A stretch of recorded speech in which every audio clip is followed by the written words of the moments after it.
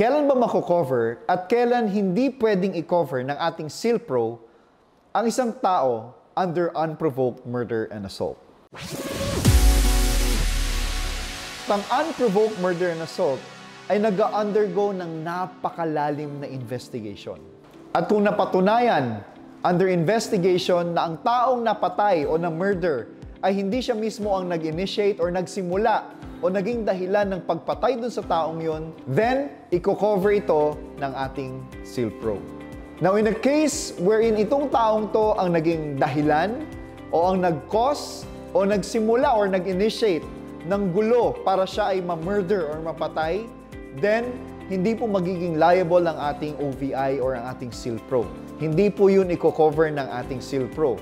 For example, merong gulo at yung taong covered ng ating SEALPRO ay umawat lamang at napatay.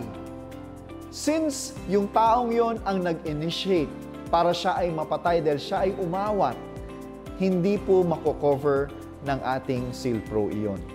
Again, uulitin ko, lahat po ay under investigation.